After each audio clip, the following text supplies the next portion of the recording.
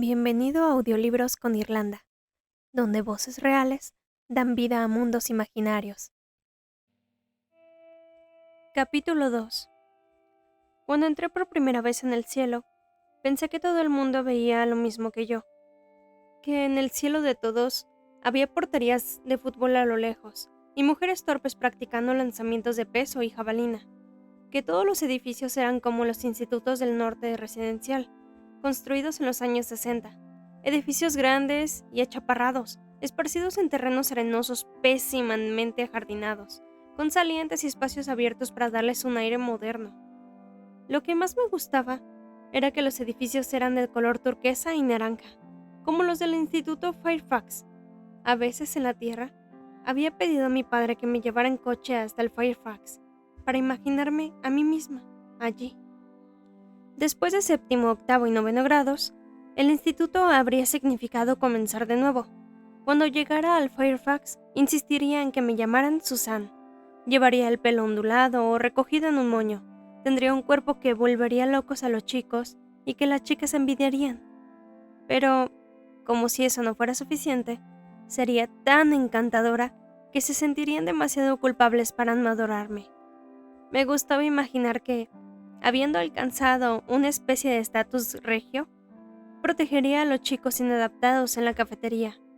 Cuando alguien atormentaba a Clem Saunders por andar con una niña, asestaría una vengativa y veloz patada en las partes menos protegidas del atormentador. Cuando los chicos se mofaran de Phoebe Hart por tener los pechos grandes, le soltaría un discurso sobre por qué no tenían gracia los chistes de tetas. Tenía que olvidar que cuando Phoebe había pasado por mi lado, yo también había escrito en los márgenes de mi cuaderno listas insultantes: Winnebagoes, House Hats, Johnny Yellows. Al final de mis ensoñaciones, me recostaba en el asiento trasero del coche mientras mi padre conducía. Nadie podía reprocharme nada. Empezaría el instituto en cuestión de días, no de años, o inexplicablemente, en mi penúltimo año ganaría un Oscar a la mejor actriz. Esos eran mis sueños en la tierra. Llevaba unos días en el cielo cuando me di cuenta de que tanto las lanzadoras de jabalina como las de peso y los chicos que jugaban al baloncesto en la pista agrietada existían todos en su propia versión de cielo. Sus cielos coincidían con el mío, no eran exactamente una copia, pero había muchas cosas iguales en ellos. Conocí a Holly, que se convirtió en mi compañera de habitación el tercer día.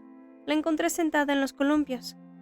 No me pregunté por qué había columpios en un instituto. Eso lo convertí en cielo. Y no eran de asiento plano, sino envolvente, hecho de neumático negro duro, que te mecía, y en el que podías pegar unos cuantos botes antes de columpiarte.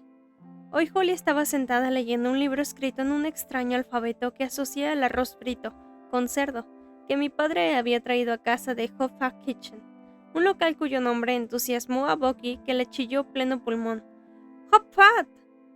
Ahora que sé vietnamita, me doy cuenta que Herman Haidt no era su verdadero nombre, sino el que adoptó cuando vino a Estados Unidos desde China. Holly me enseñó todo eso. «Hola», dije. «Me llamo Susie». Más adelante ella me explicaría que había sacado su nombre de una película, Desayuno en Tiffany's, pero ese día le salió de corrido. «Y yo Holly», dijo. Como no había querido tener ni el más leve acento en el cielo, no tenía ninguno. Me quedé mirando su pelo negro. Era brillante, como las promesas de las revistas. «¿Cuánto tiempo llevas aquí?», pregunté. «3 días, igual que yo». Me senté en el columpio que había a su lado y giré el cuerpo hasta que las cadenas se quedaron enroscadas. Luego me solté y di vueltas hasta que me detuve. «¿Te gusta esto?», pregunté. «No, a mí tampoco». Así empezó. En nuestros cielos habíamos plasmado nuestros sueños más sencillos. Así no había profesoras en el instituto, y nunca teníamos que ir, excepto para la clase de arte en mi caso, y el grupo de jazz en el caso de Holly. Los chicos no nos pellizcaban el culo, ni nos decían que olíamos. Los libros de texto eran Seventeen, Glamour y Vogue. Y nuestros cielos se ampliaban a medida que agrandaba nuestra amistad. Coincidíamos en muchas de las cosas que queríamos. Franny, la consejera que me habían asignado al entrar, se convirtió en nuestra guía. Tenía suficientes años para ser mi madre, unos 45. Y a Holly y a mí nos llevó un tiempo deducir que eso era algo que habíamos querido, a nuestras madres. En su cielo, Franny ayudaba y se veía recompensada con resultados y gratitud. En la tierra, había sido asistente social de los desposeídos y sin hogar. Había trabajado para una iglesia llamada St. Mary's, que servía comidas solo a mujeres y niños, y allí lo hacía todo, desde atender el teléfono hasta matar cucarachas con un manotazo estilo karate. Le había pegado un tiro en la cara a un hombre que buscaba a su mujer. Franny se nos acercó a Holly y a mí el quinto día. Nos ofreció con Ley de Lima, en vasos desechables, y bebimos. «Estoy aquí para ayudaros», dijo. Yo la miré a sus pequeños ojos azules, rodeados de arrugas de risa, y le dije la verdad. «Estamos aburridas». Holly estaba ocupada en sacar la lengua lo suficiente para comprobar si se la había vuelto verde. «¿Qué queréis?», preguntó Franny. «No sé», respondí. «Solo tenéis que desearlo, y si lo deseáis lo bastante, y comprendéis por qué lo hacéis, lo sabéis de verdad, entonces sucederá». Parecía muy sencillo, y lo era. Así fue como Holly y yo conseguimos nuestra dúplex. Yo odiaba nuestra casa de 2 plantas en la tierra. Odiaba los muebles de mis padres y que nuestra casa mirara a otra casa y a otra casa y otra, un eco de uniformidad que subía por la colina. Nuestro dúplex, en cambio, daba a un parque, y a lo lejos, lo suficientemente cerca para saber que no estábamos solas, pero tampoco demasiado cercas, veíamos las luces de otras casas. Con el tiempo, empecé a desear más cosas.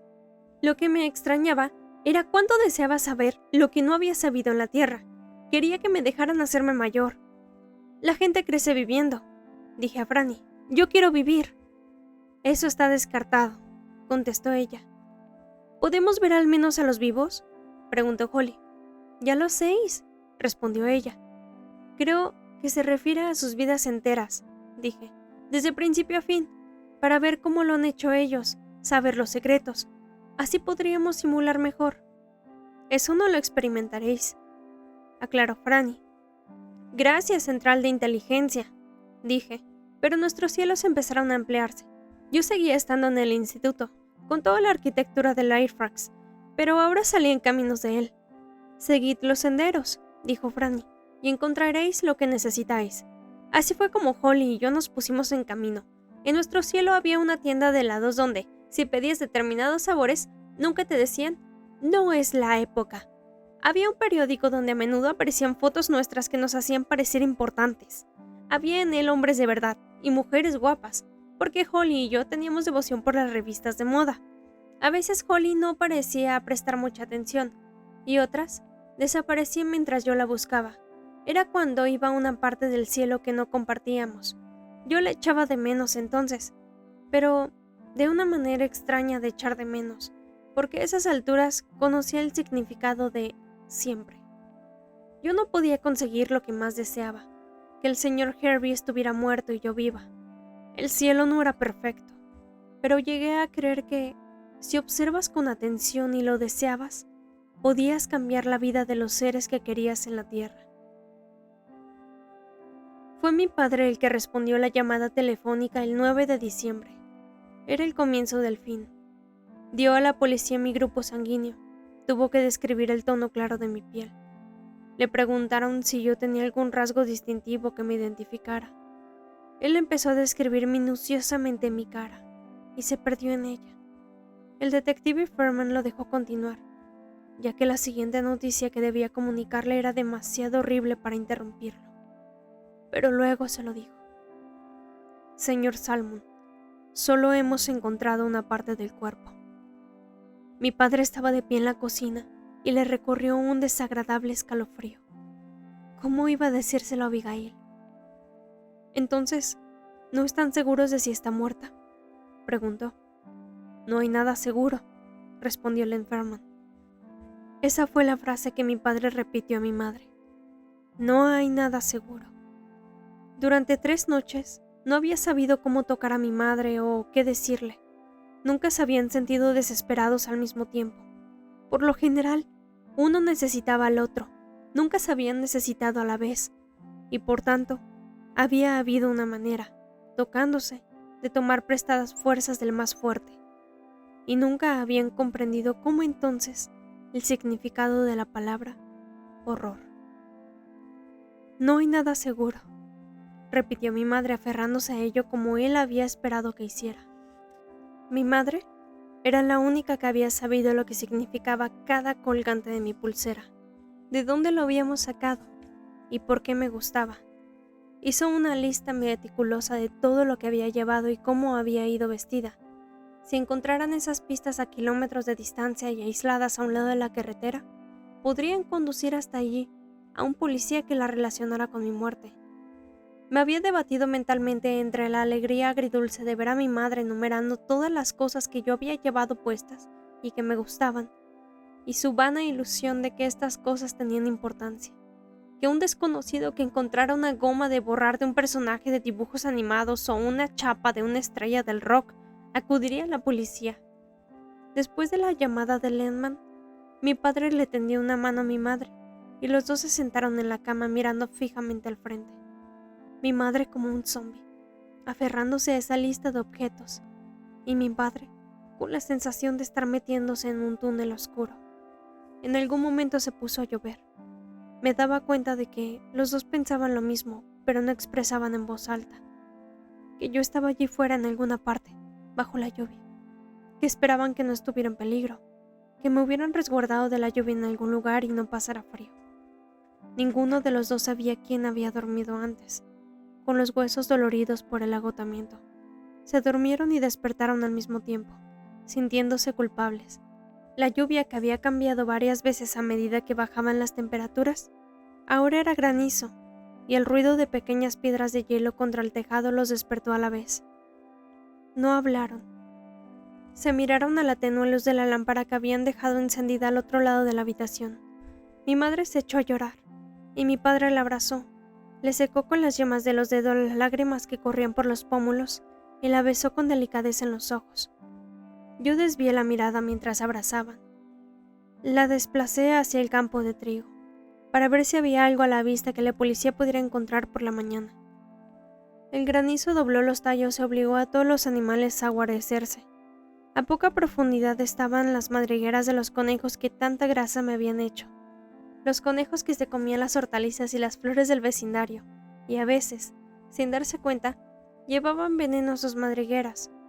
Entonces, bajo tierra y muy lejos de la mujer o el hombre que había rociado su huerto de cebo tóxico, toda una familia de conejos se acurrucaba para morir.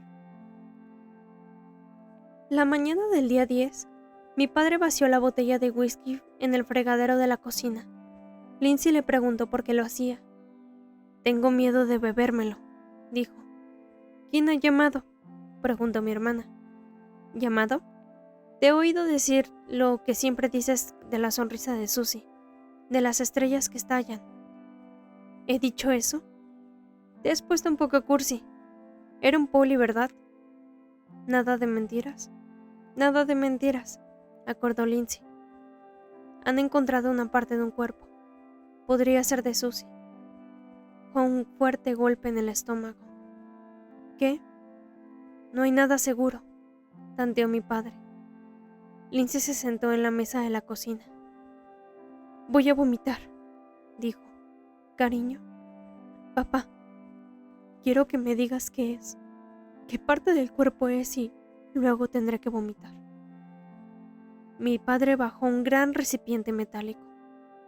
Lo llevó a la mesa y lo dejó cerca de Lindsay antes de sentarse a su lado. «Está bien», dijo ella. «Dímelo». «Un codo. Lo ha encontrado el perro de los Gilbert». Mi padre le cogió la mano y entonces ella vomitó, como había prometido hacer, en el brillante recipiente plateado. Más tarde esa mañana, el cielo se despejó y no muy lejos de mi casa la policía acordonó el campo de trigo y emprendió su búsqueda. La lluvia, aguanieve, nieve y granizo, al derretirse y mezclarse, habían dejado el suelo empapado. Aún así, había una zona donde habían removido recientemente la tierra. Empezaron a cavar por ahí. En algunas partes, según se averiguó más tarde en el laboratorio, había una fuerte concentración de mi sangre mezclada con la tierra. Pero en esos momentos, la policía se sentía cada vez más frustrada, cavando en el suelo frío y húmedo en busca de una niña. A lo largo del borde del campo de fútbol Se habían detenido unos cuantos vecinos a una distancia respetuosa del cordón de la policía, intrigados por los hombres con pesadas parcas azules que manejaban palas y rastrillos como si se tratara de herramientas médicas. Mis padres se habían quedado en casa.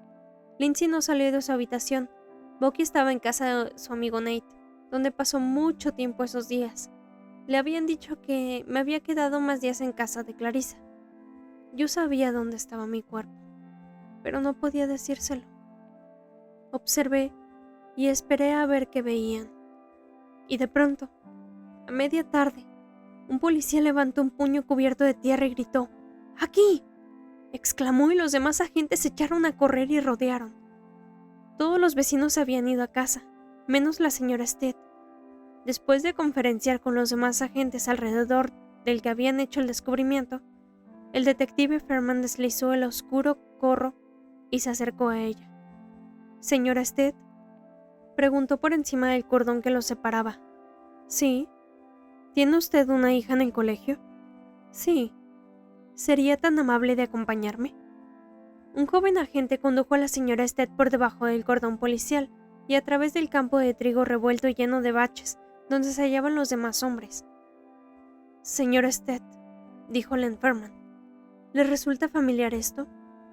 Levantó un ejemplar en rústica de Matar a un ruiseñor. «¿Leen esto en el colegio?». «Sí», respondió ella palideciendo al pronunciar el monosílabo.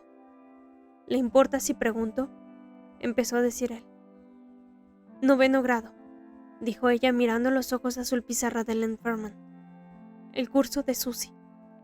Era terapeuta y confiaba en su habilidad para encajar las malas noticias, y hablaba con racionalidad de los detalles escabrosos de la vida de sus pacientes, pero se sorprendió a sí misma apoyándose en el joven agente que la había acompañado hasta allí.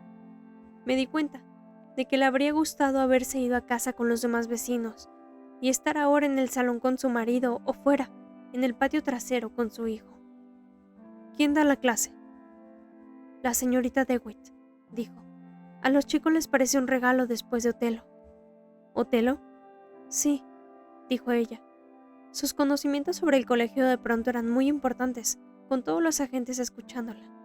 A la señorita DeWitt le gusta graduar la dificultad de las lecturas, y justo antes de Navidad hace un gran esfuerzo con Shakespeare, y después reparte Harper Lee como premio. Si Susie llevaba a Matar a un ruiseñor, ya debía haber entregado su trabajo sobre Otelo. Toda esa información se verificó.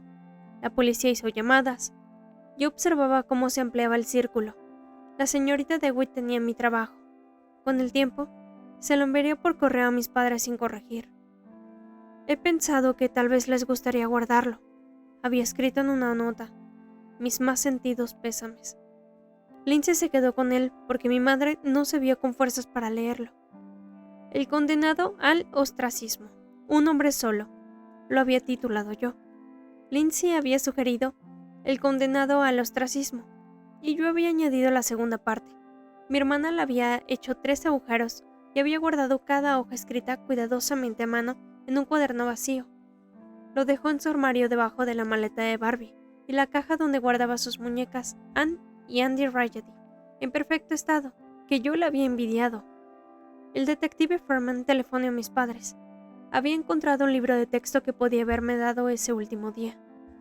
«Pero podría ser de cualquiera», dijo mi padre a mi madre al comienzo de otra agitada noche en vela. «O podría habérsele caído por el camino». Aumentaban las pruebas, pero ellos se resistían a creer. 2 días después, el 12 de diciembre, la policía encontró mis apuntes de la clase del señor Bout. Los animales habían llevado la libreta de donde había estado inicialmente enterrada. La tierra no coincidía con las muestras de los alrededores, pero habían encontrado el papel cuadriculado con las teorías garabateadas que yo no había entendido. Pero aún así, había copiado obedientemente cuando un gato había derribado un nido de cuervo. Entremezclados con las hojas y ramitas estaban los trozos de papel.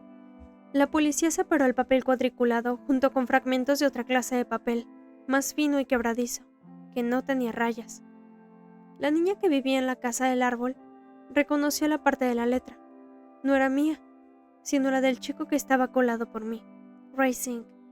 El papel de rosa especial de su madre.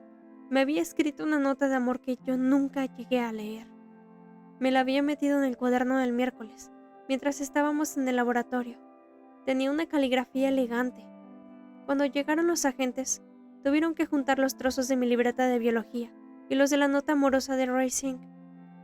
Roy no se encuentra bien, dijo su madre cuando un detective llamó a su casa y quiso hablar con él. Pero a través de ella, averiguaron lo que querían saber. Roy asintió a medida que ella repetía las preguntas de la policía. Sí, le había escrito una nota de amor a Susie Salmon. Sí, la había metido en el cuaderno de Susie después de que el señor Bout le hubiera pedido a ella que recogiera los ejercicios. Sí, se había llamado a sí mismo el Moro. Roy Singh pasó a ser el primer sospechoso.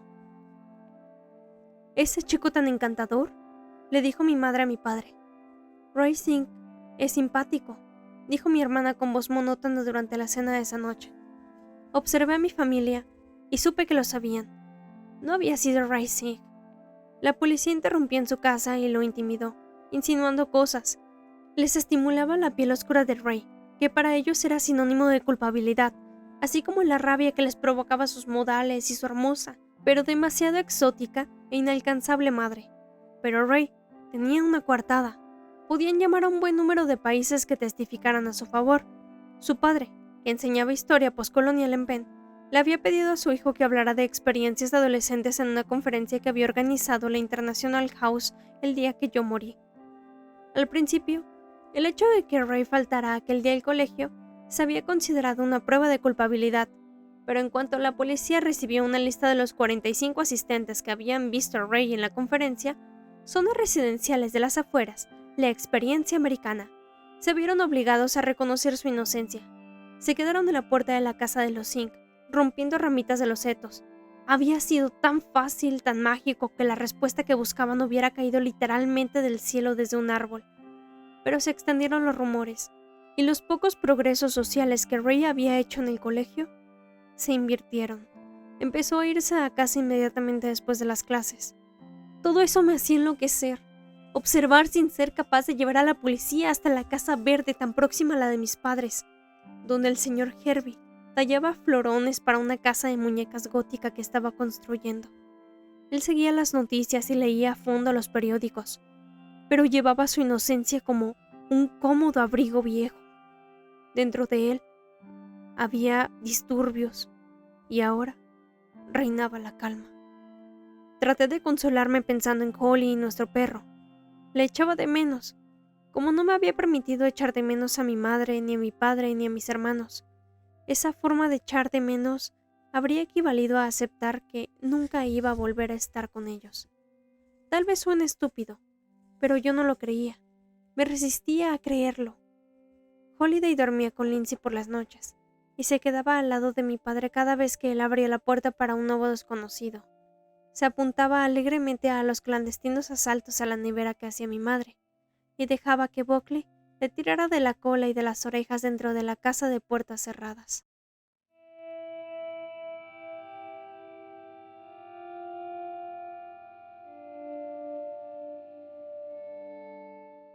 Si te ha gustado el video, puedes dejarnos un like y suscribirte para poder seguir trayéndote más audiolibros.